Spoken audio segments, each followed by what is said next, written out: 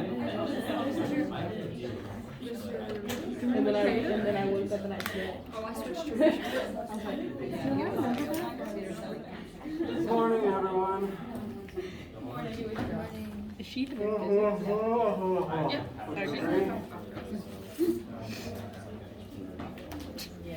All right.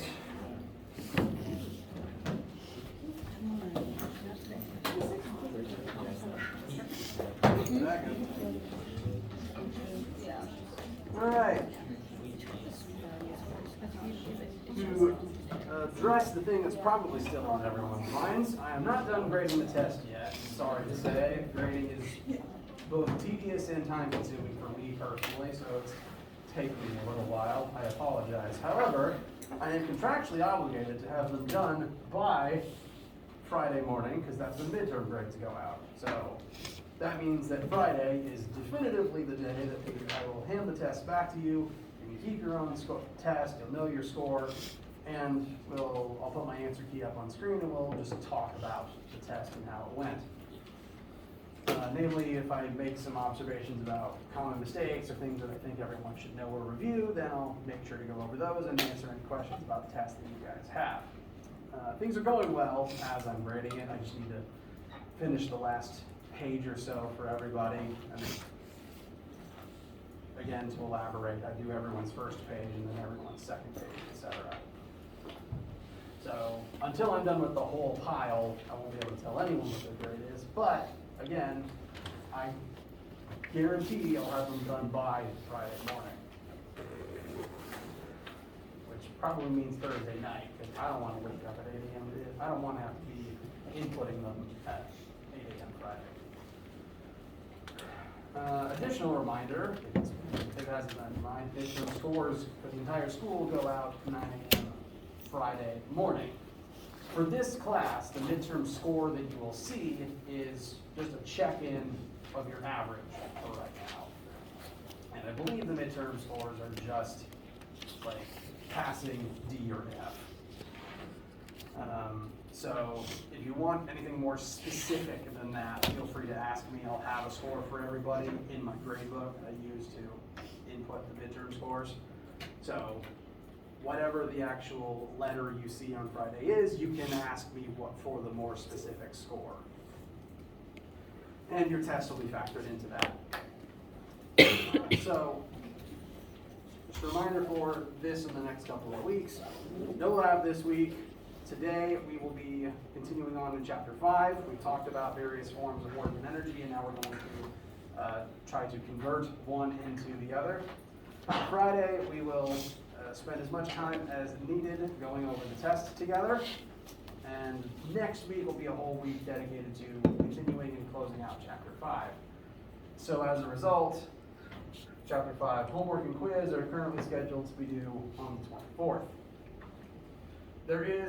We will resume at normal labs starting next week. So starting next Monday, return to your normal lab slot as usual. Any questions about any of this information or anything else before we get started with energy today?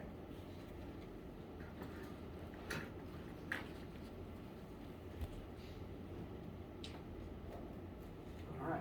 Please interrupt me with any issues or inquiries as we're going along.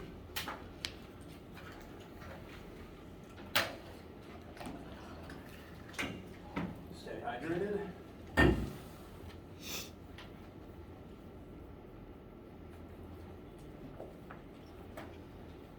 Now, last time we introduced the concept of work. We talked about how we're going to be measuring and calculating energy in this class. We're going to talk about lots of different forms of energy.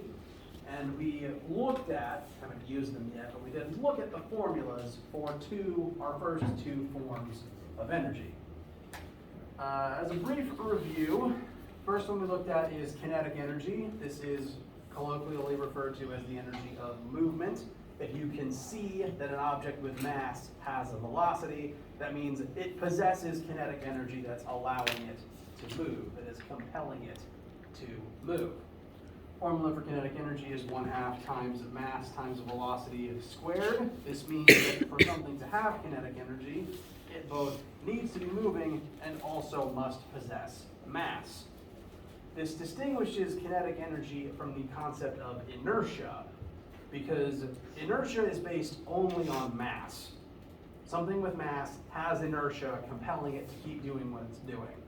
You only have kinetic energy if you're moving, but you can have inertia if you're stationary. Since this is a form of energy, it is going to be measured in joules. And since we haven't used it yet, let's get a quick sample calculation in your notes. Here we have two separate cases of two different scenarios that involve kinetic energy.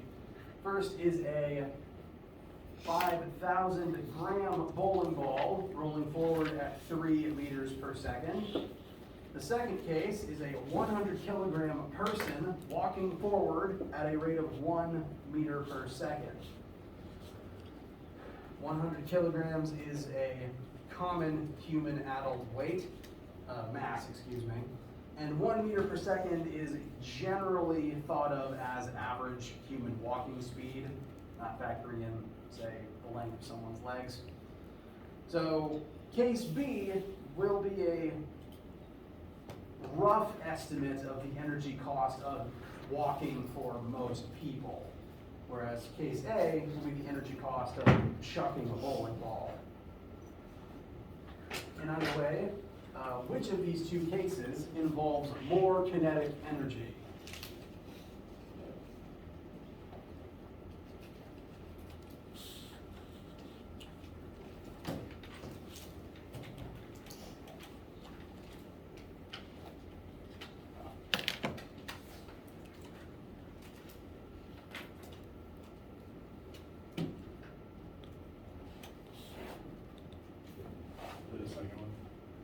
It is the second one. Very good.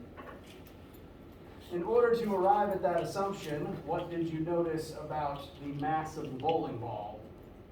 Well, I had to convert 5,000 grams to kilograms, so 5 kilograms. Correct. I've said it before, I've said it again. All of our formulas will call for kilograms, not just previous ones, all future ones too. So that conversion needs to be made. 5,000 grams is 5 kilograms. And so if you then complete the calculations, the bowling ball should have about 22.5 joules of KE, and the human will have about 50 joules of KE going into their walking cycle.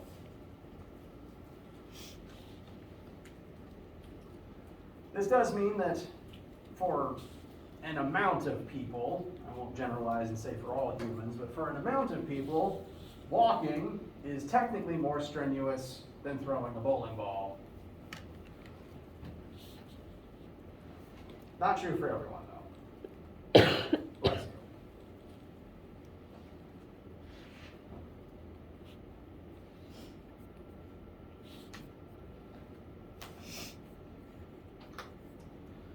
Some observations about this formula. One, the velocity term in it is squared, which means generally, not very much so here, but generally, the velocity term will matter more for determining kinetic energy. Within the formulas, the mass terms aren't squared. They're just multiplied into the number normally. So if you double the mass of an object but keep its velocity the same, then it would need twice as much kinetic energy to move at the same speed. Whereas, since the velocity terms are squared, if you double something's velocity, that takes 4 times as much kinetic energy. If you quadruple something's velocity, that takes 16 times more kinetic energy to keep it at the same speed, to keep it at that higher quadrupled speed. This is why going faster always takes more energy. This is why running tires you out more than walking the same distance. Well, that's one reason why. It's the physics reason why. One of the physics reasons why. It's also why driving faster or any vehicle moving faster takes most of the time exponentially more fuel than going slower. sorry to say, if you put pedal to the metal to try to get to class faster, you do empty your tank quicker. Sorry.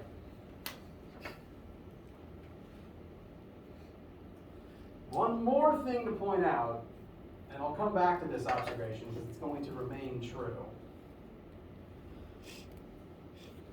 Do you think energy is a vector or a scalar?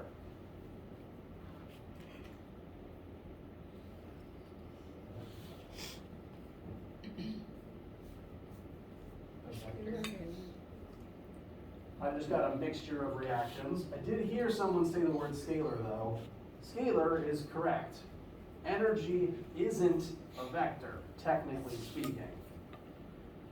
In the kinetic energy formula, we do use a vector to calculate energy, but notice 1/2 times mass times velocity squared, the only vector in the formula is the velocity term, and it is squared into itself.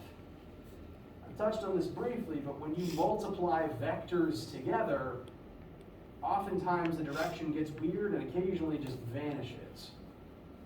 It hasn't happened much for us so far. We usually multiply vectors by scalars, like multiplying velocity by time or something.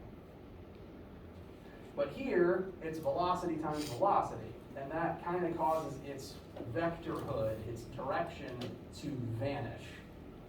As a result, even though vectors were involved in the calculation, the energy totals we get out of it, all forms of energy are scalars, not vectors. Energy doesn't care what direction it might be moving in. It just cares that you're moving. If I give something 10 joules of kinetic energy, it will start moving. It will move in a direction, but the energy doesn't care. I can change the direction, and the energy will be just happy about it.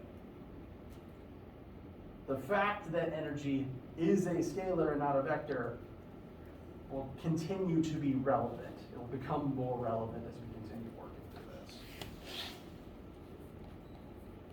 Questions thus far? What's the definition of a scalar again? The definition of a scalar is just a magnitude, a number that does not have a direction attached. Whereas a vector is a magnitude with a direction. If you need a further reminder, when I ever ask for magnitude of something, that's just the number. How big is it? Direction is where is it pointing? What is the angle that tells me what direction it points in? Vectors have number and angle. Scalars are just number.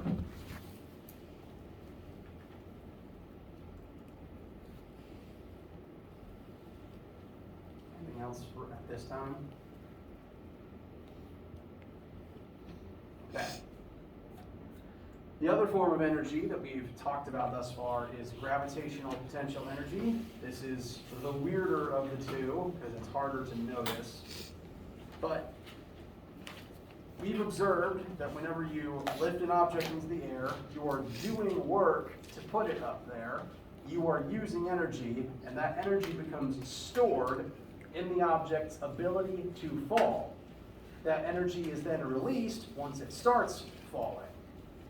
So, again, GPE is energy stored in object's ability to fall. Formula is mass times 9.8 times height. This is another time I'd recommend adding an absolute value bracket around something because GPE doesn't care about the direction of gravity. It cares about the magnitude of gravity. It wants to know what is the strength of gravity on this planet that you have to overcome in order to lift something up to that height. That's what affects the work it takes to lift things. The direction kind of, again, stops mattering since energy itself isn't a vector, it's a scalar. Notice in this formula too, two vectors get multiplied together. G is an acceleration, H is a displacement. H is going to stand for height, just a specific form of displacement. You can equally write delta y. That's multiplying two vectors together, and kind of like how the squared velocity just makes the vector direction of the answer vanish, same thing happens here. Again, we're calculating energy, and energy is a scalar. So multiplying these two vectors together, the direction vanishes. Another reason why the negative in the G doesn't matter.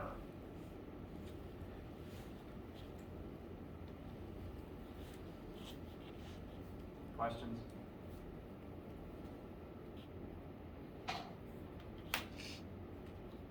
Okay.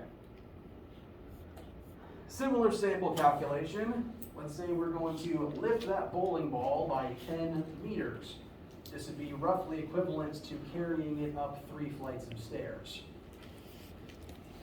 And we'll compare that to the GPE required for a human, again, 100 kilograms approximately, to lift themselves upwards by just 10 centimeters. Which process involves more GPE?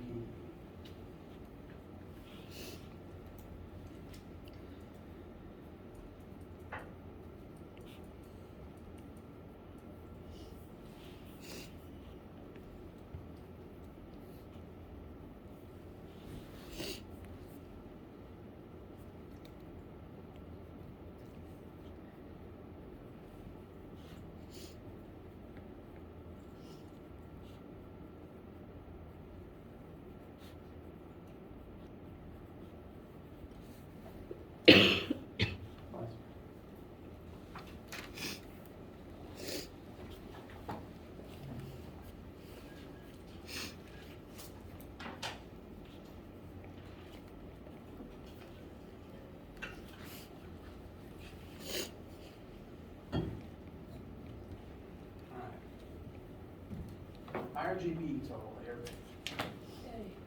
A, that is correct. There is 2 conversions you have to make this time around though. Notice the object A is still listed as 5,000 grams. That does need to become kilograms. But additionally, for object B, 10 centimeters has to be converted to meters. So 10 will become 0.1. As a result, object A has 490 joules of GPE involved. Case B, again, analogous to a person lifting themselves up a single step, would be just 98 joules.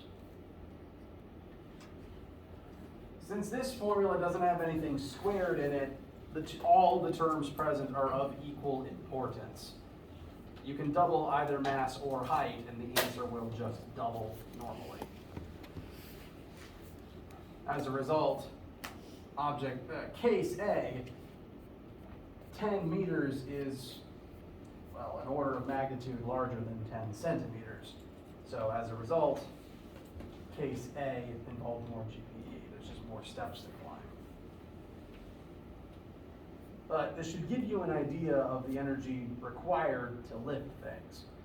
Actually, lifting things costs more than just walking forwards or throwing things forwards, because lifting things you have to fight against gravity.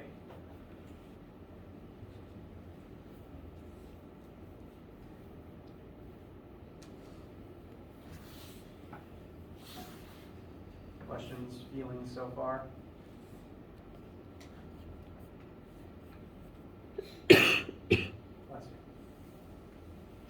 All right. Now, we have discussed these 2 different forms of energy. They are both mechanical forms of energy, meaning they both have something to do with physical motion that we can perceive. Either motion that is currently happening in the case of kinetic energy, or motion that could be happening in the case of GPE. Now, mechanical forms of energy are fairly easy to convert between other mechanical forms, and that's what we're going to look at next. But technically, any form of energy can be converted into any other form of energy. This can include non-mechanical forms like thermal and electric and chemical. And a principle that's going to start becoming important is the idea of energy conservation. There's a principle referred to as the first law of thermodynamics, which is also commonly referred to as the law of energy conservation. It's the idea that energy cannot be created nor destroyed. No action spontaneously causes new energy to exist. All energy involved in any process must have already existed somewhere. And then all energy used in a process, even if it leaves one object or one part of the system, has to go somewhere in some form. This tells us then that the total amount of energy in a system at the beginning of some process, in all forms across every part of the system, must equal the total amount of energy in all forms in every part of the system after the process is complete. A process can include literally any action. Just walking across the room, a big complex experiment. Literally any time something happens, that is a process with a before and after. And the energy totals must remain constant in all forms from beginning to end. The energy can change forms, but the totals across all forms still have to add up to the same thing. This is what law of conservation tells us, and this rough formula is going to serve as the starting point for a lot of our energy analysis questions moving forwards, as we analyze the energy that an object or a system may possess and how that changes as a certain process goes on.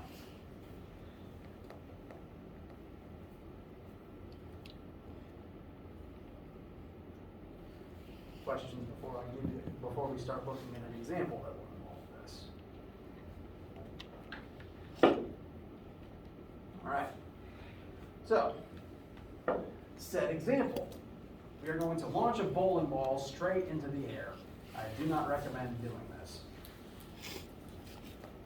because what goes up must come down, but we're going to ignore the coming down part for right now. We're just going to look at what happens as this object rises after being shot out of a cannon. So, here we have a poorly drawn Looney Tunes cannon firing a bowling ball straight up. Mass of the bowling ball is listed at 10 kilograms. The firing speed of the cannon is 4.5 meters per second. This will take place on planet Earth, so as usual we can assume G is 9.8 meters per second squared. And we are going to monitor this cannon's height and energy level as it rises to its maximum point, as it rises to the apex of this test shot. Now this situation should seem familiar to some things we've already looked at in this class. We've examined projectile motion already, and I will continue dropping markers for the rest of the class. And all of the tactics and formulas, the Fantastic Four equations used in projectile motion questions thus far still work and are still valid. We could use those formulas and those methods to analyze what's going on here. You could get the same answers as I'm about to show you, and I'd count you as correct on a test. But I'm going to use this as an energy conversion question. We're going to look at it through the lens of the energy conversions going on here to try to help make that version of things make sense, especially for cases where you have to use the energy conversions.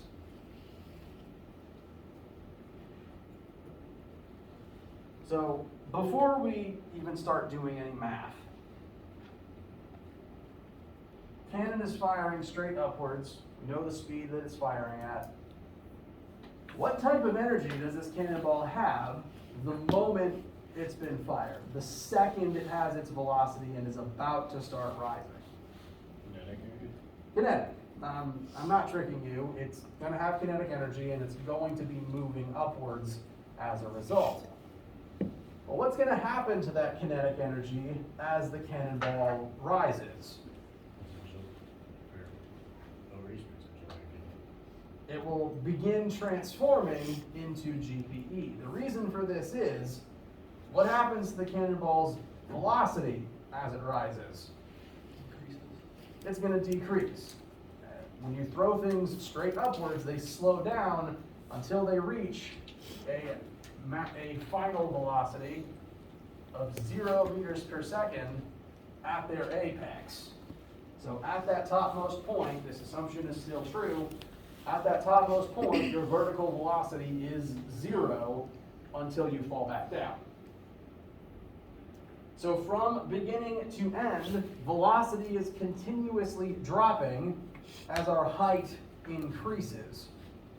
Velocity goes down, h goes up, ke goes down, GPE goes up. This is to demonstrate the transformation of energy as this process continues. And I will demonstrate all of this mathematically as well.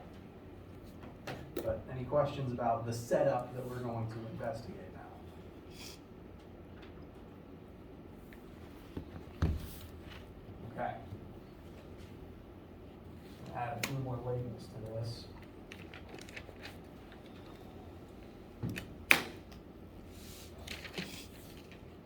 I'm going to call the height where we exit the cannon a starting height of 0. Just for simplicity's sake, we're just going to solve for the height we rise above the cannon mouth. So starting height at the cannon is 0. This is our beginning point. We will have no GPE until we rise above the cannon.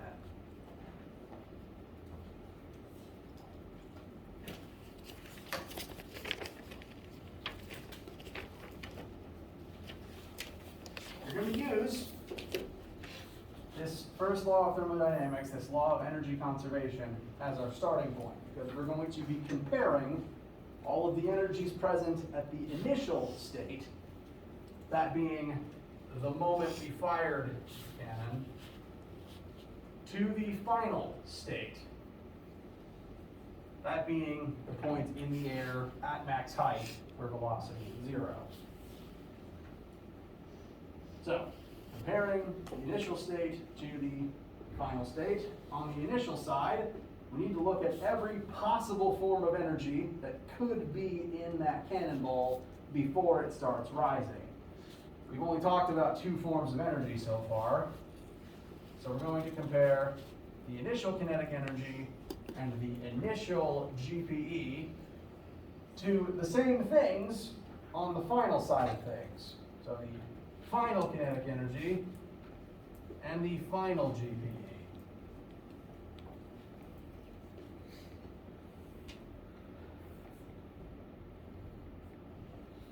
And these will be the relevant totals for the cannonball at those particular points.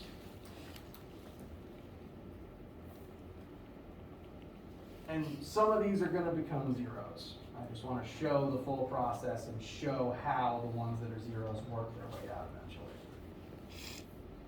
So, comparing energy totals from beginning to end, we're going to see how each energy form transforms as the process goes on. I'm going to plug in the formulas for each one now and then plug in the numbers later. 1/2 for KE initial, 1/2 times mass times the velocity initial squared, plus, formula for GPE is mgh. Since this is initial GPE, we will use h initial, the height at the beginning. Bless you, whoever needs your thought. On the final side, it will mirror the original side. We're just going to use the final variables instead of the initial ones, because the velocity will change to some other final value, as will the height.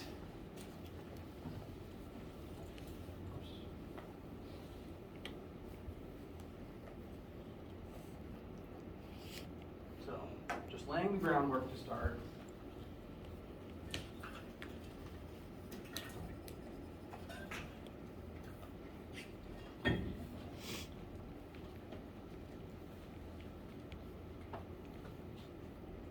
So,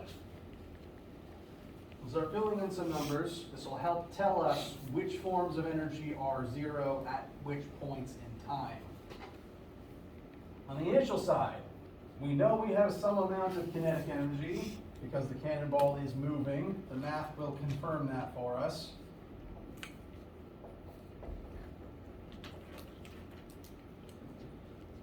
So 1/2 times our mass of 10 times our initial velocity of 4.5 squared. This represents the kinetic energy total of the cannonball upon being fired. So if I asked you for what is the initial kinetic energy, this is that answer. Now, the initial GPE will be different because I have decided, I am informing you for the simplicity of this question, we're going to treat the height that we exit the cannon as 0 and solve for how high above that point this object flies.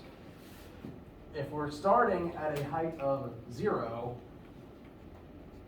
then we will, from this frame of reference, end up having 0 GPE.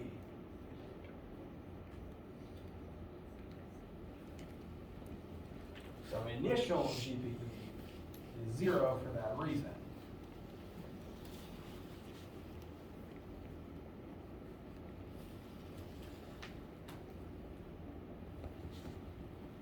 That is everything we can say about both forms of energy we've discussed so far in the beginning stages of this question.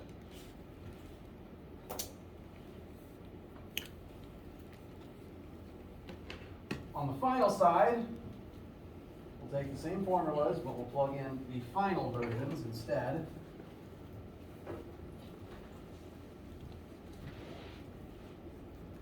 At that final apex, our final velocity is 0, because when you reach your apex, you stop for a split second before falling back down. This will tell us we have no kinetic energy at that apex.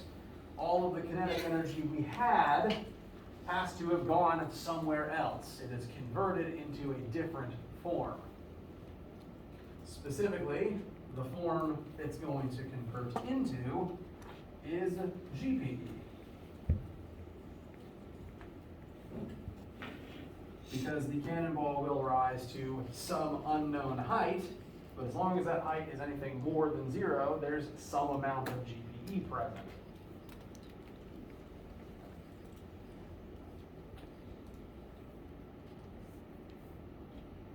So this process, I hope, should demonstrate that as an object rises, as a projectile is fired up into the air, KE will drop as velocity drops.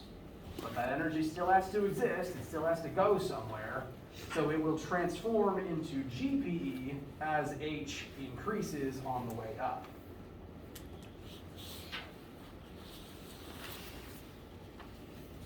Questions, concerns so far?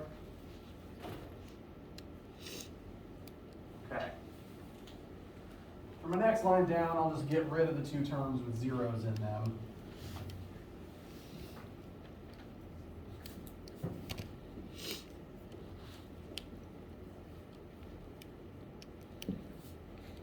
This should again help demonstrate, for this specific case, all of our initial KE will transform into final GPE.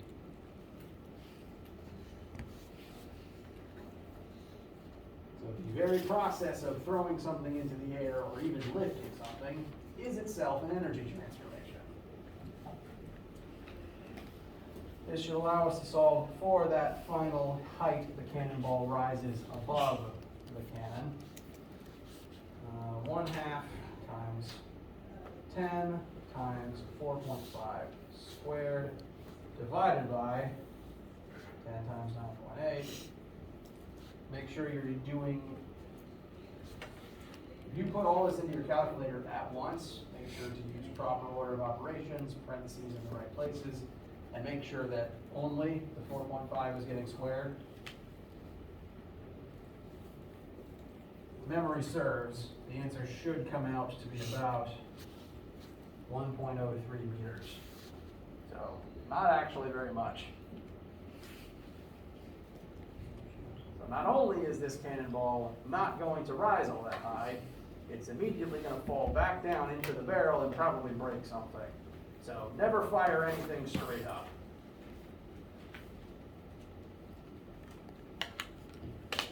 Unless you're maybe a trick archer and you know what you're doing.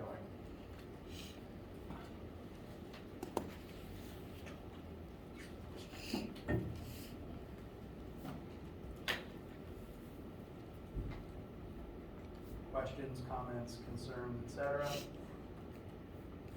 Yes. For the 9.8 of gravity, do we have to carry it being negative? Or does it not matter? Technically, we do not, and if this helps, you can add an absolute value around the G in your notes. Again, since energy isn't a vector, it doesn't care that the G technically points down. It just is asking what is the magnitude of gravity that is contributing to GPE. So, absolute value around the G. Alternatively, if you wanted to get all vector calculus about it, since this formula multiplies one vertical vector by a different vertical vector, if you did the vector calculus there, you could prove that they cancel out and the negative would just go away there, doing it that way as well. For simplicity's sake, I recommend the absolute value. So, general rule, this one formula never cares about the negative for that reason. The absolute value is a good visual way to remember that.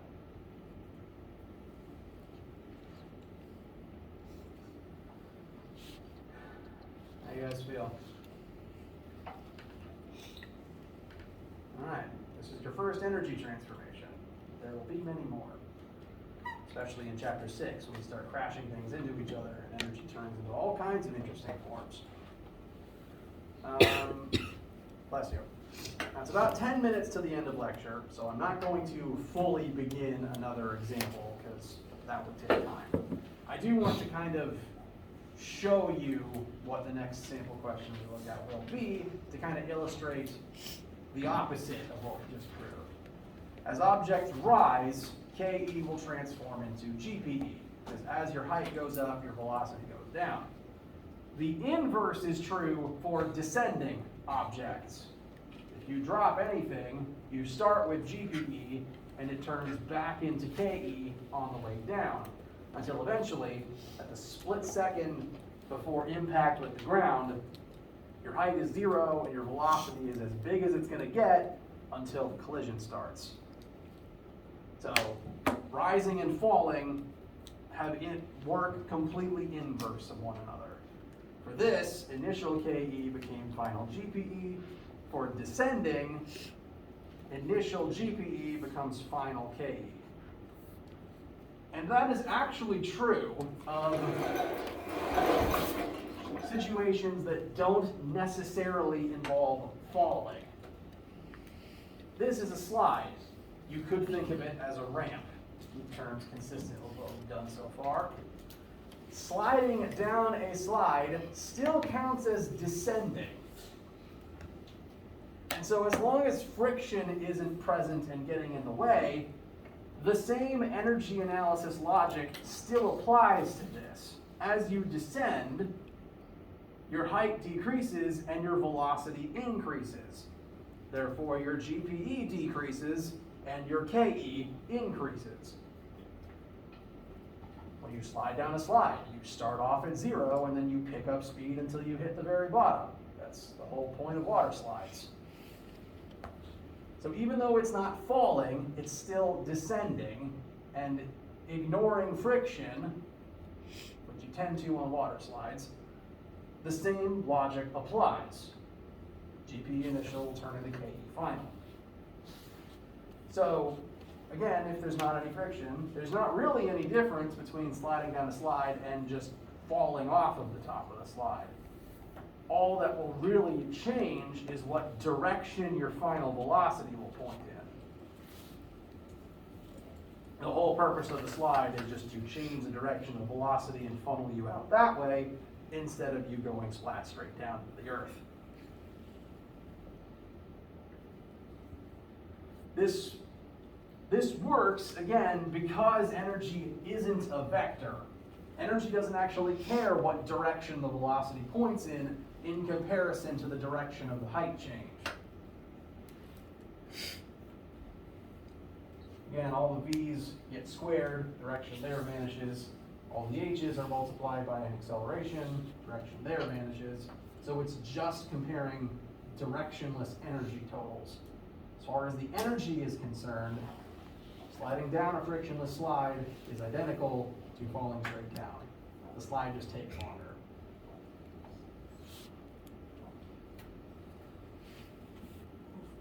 And so next time, all the math for this is too long to try to squeeze in 5 minutes. Next time we will work this one and prove that fact. We'll work it from start to finish. We will verify that on the way down, GPE turns into KE. We'll also try to rectify what happens when you then rise to a different point later, sort of what happens to the energy in an in-between state when you're not fully done rising or descending. And then we will eventually look at what happens when you can't ignore friction any longer and how friction ties into energy transformation. Questions, opinions, concerns, needs? Yes. So in the last few units, we always done like the example where we shot something off a cliff and then we declared delta y as like a negative because Yes. it's going down. Correct. So in this, we have one where the girl's sliding down, so delta x would be negative, and then she's going right back up. The second Yes. h as she's going up positively. So for this unit, do we just like throw away all the negative signs for like gravity and height away now, or do we plug in one going down negative and when she's going up positive? Or what? That's a good question, and it's going to kind of compare, it's going to depend on what you set as your reference point. In the case of an object rising or descending, I tend to set the lowest point as height of 0. So for this specific slide, that would be this plane right here, where this bottom line is that coincides with the lowest point of the slide. If that point is a height of 0, then that means at this part of the slide, that's your lowest point, GPE there would be 0, and hypothetically you'd be moving as fast as you ever would be here, because if GPE is 0, all the energy is in KE at this moment. At every other point, you'd be higher and above that particular spot, so your H would be a positive number. If you set it up right, H should only ever be 0 or positive, because GPE is always in frame of reference to some lowest point. Any point above that, you have a positive GPE. Any point level with that, you have no GPE. So if you set your frame of reference here, GPE will only ever be 0 or a positive number. And if you'll remember again that I recommend putting that absolute value around the G in your formula in the notes, that takes care of the negative on the G. So that's the reason why the G direction doesn't matter. G is still technically a negative number, but this formula removes that negative. And the H should only ever be positive or 0 if you set it up right. It's not impossible to change it and get negative GPEs, but that is, again, just a matter of your frame of reference. Can energy ever be negative? Or is it Negative energy implies energy loss. Since energy is again a scalar and doesn't have a direction, you can't have like backwards energy, you just have missing. Kind of like time. Negative time just means in the past.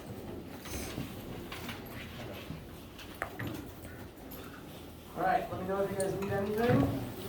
As a reminder, no lab this week. Do start the chapter 5 homework, please glance at it and let me know what questions you have. Have a wonderful day, stay warm and dry.